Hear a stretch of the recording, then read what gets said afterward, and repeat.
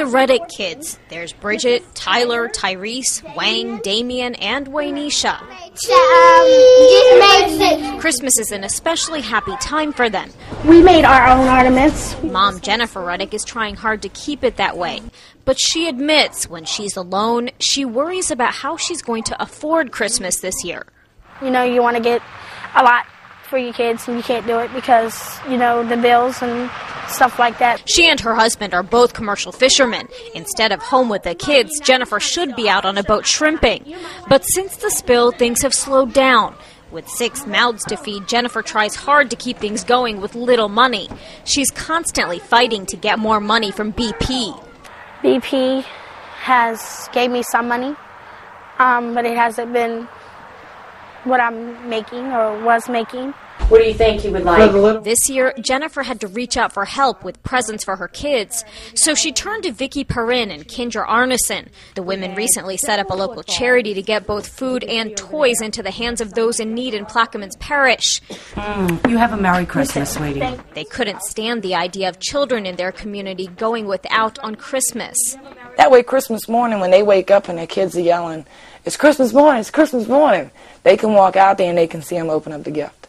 You know, even though they didn't buy it, at least their kids got something under the tree. It's a small operation run mainly out of Vicki's living room, strewn about with Barbie dolls and Matchbox cars. But when Vicki sees the people who come to her for help, she chokes up a bit.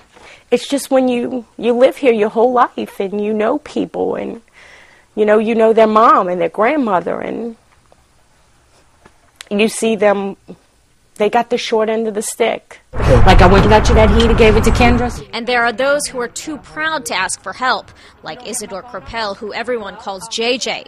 When Vicki and Kendra found out he couldn't afford a heater, they bought him one. And you need anything, you call me. JJ had to sell his 2 shrimping boats to make ends meet. At this time of the year, you should have all this here lined up with nets. He suffered a heart attack in June, and now he's drowning in medical bills.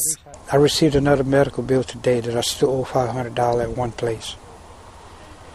Where that money gonna come from, I don't know. Now a fisherman who spent his life living off the water is raising chickens and goats, trying to live off the land. When it comes to working like that, the best thing to do is just like most people say, just close it up. Don't worry about that part no more.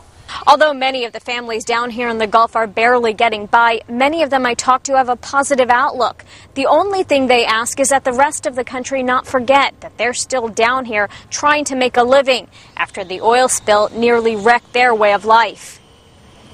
In Buras, Louisiana, Bonny Ghosh, The Associated Press.